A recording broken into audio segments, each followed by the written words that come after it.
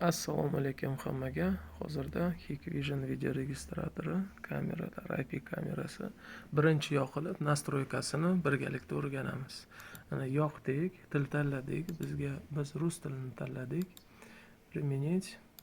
И IP video registratori обязательно parol qo'yish shart. Bizda hozirda QWERTY 12 qo'yibamiz. Mana birinchi, ikkinchi qaytaramiz. Xuddi shunaqa qilib shunda video registratorga parol o'rnatiladi. Mana IP kameraga ham parolni galochkasini qo'ydik. Aktivizatsiya bosdi, подтвердить parolni. Ikkinchi parol bu risonak bo'ladi. Siz o'zingiz xohlaganingizni tanlab qo'yishingiz mumkin. Bizda hozirda bukva Z deb qo'ydik. L qilsangiz bo'ladi, P qilsangiz bo'ladi. Ana endi vaqtini nastroyga qilamiz.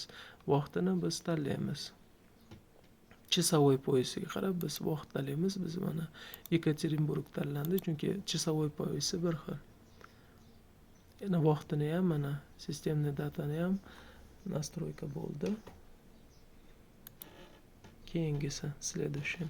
Bu yerda IP kamerani adreslari, agar DHCP yoqadigan bo'lsangiz, internetingiz bor bo'ladigan bo'lsa, avtomatik IP adres o'zi internetdan olib qo'yadi.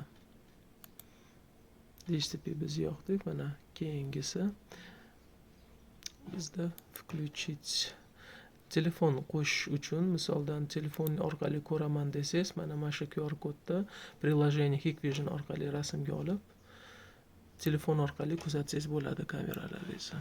Okey. Mana bu yerda kod подтверждения, verifikatsiya kodi. Sizda telefoningizda приложение orqali ko'rganingizda, agar bo'lishaman deganingizda boshqa inson bilan, u inson ham xuddi shunaqa приложениeni skачать qilib, QR kodni rasmga tushib, mana shu kod verifikatsiyani kiritish kerak bo'ladi. Sinxronizatsiya. Keyingi следующий. Mana bu yerda nechta IP kamera bo'ladigan bo'lsa, sizda shu yerda chiqib keladi. Bizda hozirda ikkita IP kamera, ikkalasini ham aktivatsiya qilib qo'shamiz.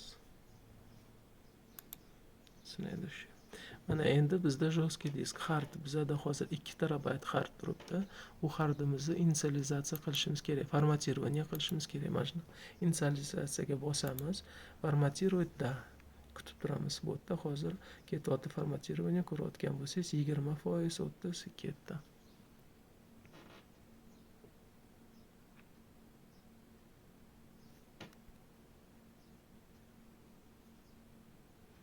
Ozgina kutib turamiz.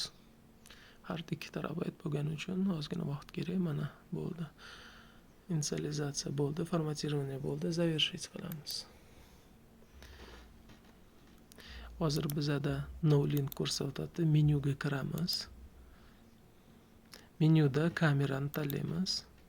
Mana bizda ikkita IP kamera. Uni qo'shishimiz kerak. Agar videoyimiz yoqqan bo'lsa, like va podpiska bosishni unutmang. Aytgancha kommentariy ham qoldiring. Rahmat. Mana hozirda bizda ikkita IP kamera, uni ruchno aktivizatsiya qilamiz, chunki siz bilan biz boshida parol o'rnatdik kameralarga.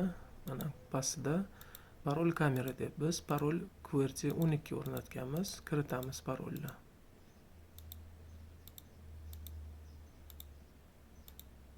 Xo'sh, mana kiritgandan keyin OK bosamiz. Ko'rdingizmi? Qo'shildi, chunki IP kameraning paroli to'g'ri. Hozir ikkinchi IP kamerani parolini kiritamiz. Xo'sh, QWERTY 12 mana kiritdik, ko'rdik. Mana OK ni bosdik. Hozir galochka paydo bo'ladi. Shunda bizda xolos ikkinchi kamera, mana ikkinchi kamera ham onlayn bo'ldi. Mana ikkita kameramiz hozirda ishlab turibdi. Mana ikkalasini ham ko'rdik. Konfiguratsiyaga kiramizda zapis tanlaymiz. Bu hardimizni nastroykasi. Hard nastroykasini расписание bo'yicha nastroyka qilamiz. Misoldan kamerani постоянный запись qilish kerak bo'ladigan bo'lsa, mana redaktiruй degan knopkani bosamiz. Mana bu yerda по событию. Bu agar по событиuni непрерывный har doim 24 ga 7 zapis bo'lishi uchun biz непрерывныйni tanlab kopirovga bosamizda, mana hammasini tanlab OK bosib, biza nechta kamera bo'ladigan bo'lsa, hammasi постоянный zapisda bo'lib turadi. Mana IP kamera, bizada ikkita IP kamera, o'shaning uchun biz ikkita IP kamerani tanladik, применить qildik. Endi bizada ikkita kamera постоянный zapisda bo'ladi.